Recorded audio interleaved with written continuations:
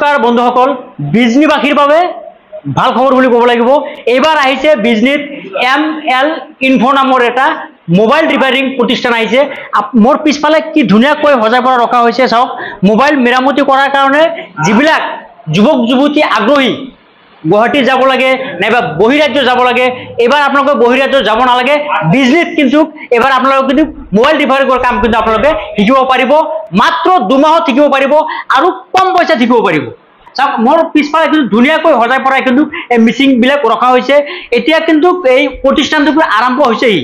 যদি আপোনালোকে যদি শিকিব বিচাৰে, আমাৰ স্ক্ৰীনত নম্বৰ থাকিব, এই নম্বৰত যোগাযোগ কৰি কিন্তু আপোনালোকে কিন্তু এই প্ৰতিষ্ঠানৰ যিবিলাক মালিকানাধীন আছে তেওঁলোকৰ লগত যোগাযোগ কৰি কিন্তু আপোনালোকে কিন্তু এই কোৰ্স আপোনালোকে ল'ব পাৰিব। আৰু এই কোৰ্সটো কমপ্লিট কৰি কিন্তু আপোনালোকে কিন্তু নিজেও কিন্তু সংস্থাপন কিন্তু উপযোগী হৈ পৰিব। কিয়নো আপোনালোকে বজাৰ ঘাটত কিন্তু আপোনালোকে কিন্তু মোবাইল ৰিপেয়াৰিং চেণ্টাৰ কিন্তু আপোনালোকে দোকান কিন্তু নিজেও কিন্তু আপোনালোকে খুলিব পাৰিব। এই প্ৰতিষ্ঠানৰ এজন মোৰ বন্ধু এজন আছে, এই বন্ধুৰ পৰা সবিশেষ জানিম। কওকচোন, আপোনালোকে কি উদ্দেশ্য হাতত লৈ এই ইনষ্টিটিউটখন আপোনালোকে ওপেনিং কৰিলে, কি ক'ব? উদ্দেশ্য আমাৰ এটাই, কাৰণ মই এজন BA পাছ ল'ৰা, BA পাছ কৰি ময়ো এজন বেকাৰ ল'ৰা আছিলোঁ। ময়ো দুটা প্ৰতিষ্ঠানত এই ক্লাছ কৰি আহা। তাৰপিছত ভাবিলোঁ যে ইমান দূৰ গুৱাহাটী দিল্লীত যাই কোচিং কৰি আহিব লাগে, কিবা এটা মাথাত আইডিয়া আহিল। সেই চিন্তাধাৰা লৈ আমি নতুনকৈ বিজনীত দ্বিতীয়তম, লোৱাৰ আসামত দ্বিতীয়তম এই ML ইনফো ইনষ্টিটিউটখন ওপেনিং কৰিলোঁ। কেতিয়াৰ পৰা আপোনালোকে এডমিশ্যন দিব? আমাৰ এডমিশ্যন প্ৰচেছ চলি আছে। অলৰেডি আমাৰ 8-10 জন ষ্টুডেণ্ট হৈ গৈছে। আমাৰ 12 জন ষ্টুডেণ্ট হোৱাৰ লগে লগে আমি 1 তাৰিখৰ পৰা ক্লাছখন ষ্টাৰ্ট কৰিম। কোৰ্সটো কেইমাহৰ কোৰ্স হ'ব? আমাৰ কোৰ্সটো 2 মাহৰ হ'ব। আৰু নিম্নতম টকা কিমান লাগিব?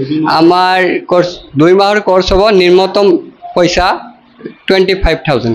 যদি 2 মাহত কিছুমান ষ্টুডেণ্ট কমপ্লিট নহয় শিকাৰ কাৰণে, তাৰ ব্যৱস্থা কিবা ব্যৱস্থা আছে? যদি কোনোবা ষ্টুডেণ্টৰ 2 মাহত কমপ্লিট নহয়, আমিতো এনে ফুল্লি ট্ৰেইনিং দিম সিহঁতক।